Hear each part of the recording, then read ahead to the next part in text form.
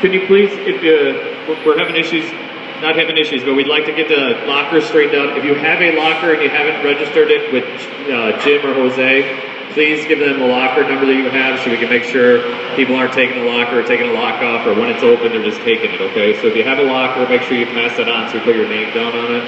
Also, we have a bathroom Kaizen tomorrow, and then also there's eDart sign up, eDart Kaizen, so if you can sign up for that, so we'll be going through that about setting them up so we can move them around, having them basically easy access, easy moving, just getting everything set up like we were having at Abbott, okay?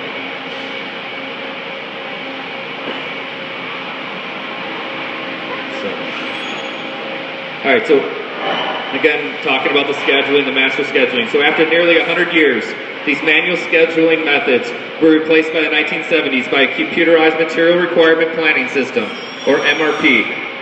A good MRP system was at least 99% accurate in keeping track of inventory, ordering materials, and sending instructions to each department on what to make next. As a group, these systems were a clear improvement on older manual systems for controlling batch and queue operations, and became progressively more complex over time. Eventually, capacity planning tools were added to evaluate the capacity of machines at every step in the production process and to guard against the emergence of bottlenecks and capacity constraints. MRP, however, had a number of problems.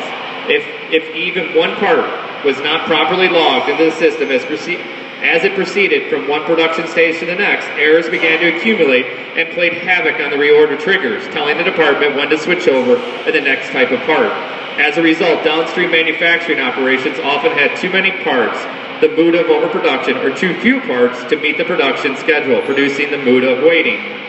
A worse problem was the total lead times in batch and queue systems are usually quite lengthy, typically a few weeks to a few months between the point of time when the earliest upstream part was produced and the moment when a bite containing the part was shipped to the retailer. This would have been fine if orders had been perfectly smooth, but in fact ordors received by the bike manufacturer changed all the time, partly due to the bonus-driven selling system, partly due to the substantial inventories in the retail chain, and partly due to seasonal demand patterns, particularly for low-end bikes.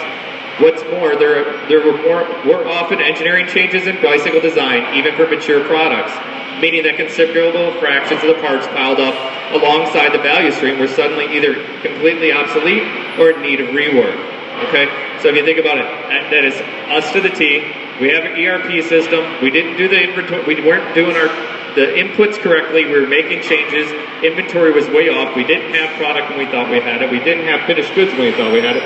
So we fell into that same trap. So it's not just having an MRP. It is the systems in place that are involved with that. Okay, and obviously just the same thing as bicycle, we have changes in demand, we have seasonality, so when we don't have it, we miss it, then we're behind for the rest of the time trying to catch up, okay?